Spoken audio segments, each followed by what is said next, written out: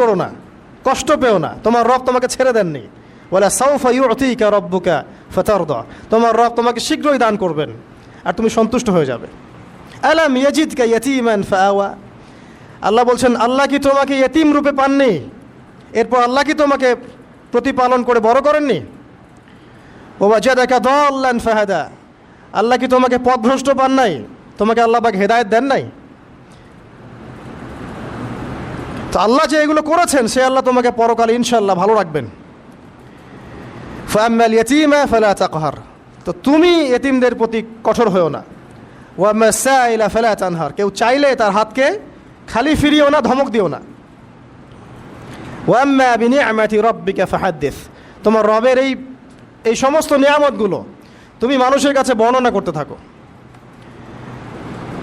এর পরের সূরার দিকে খেয়াল দেখবেন, সূরা আলাম নাশরাহ লাকা সাদরাক, মনে হয় দুটো একটা আরেকটার সাথে পেয়ার।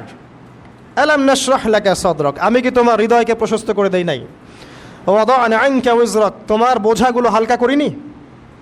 কাকে বলছেন এগুলো আল্লাহ পাক? রাসূলুল্লাহ সাল্লাল্লাহু আলাইহি ওয়াসাল্লামকে। তো যে মানুষটা জান্নাতে যাবে নিশ্চিত, এবং যিনি জান্নাতের দরজা না খুললে জান্নাতের দরজা কারোর জন্য খোলা হবে না, যে মানুষটা হচ্ছে ভদ্র, স্মার্ট, বিচক্ষণ, কোনো মানুষ পৃথিবীতে নাই। সকল ধর্মের মানুষ মানে এটা।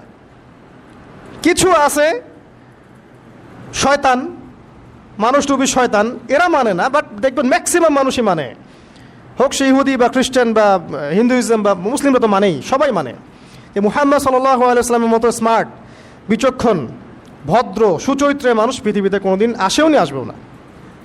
তো সেই নবীর জীবনটা আপনি পড়ে দেখবেন, আর রাহিকুল মাখতুম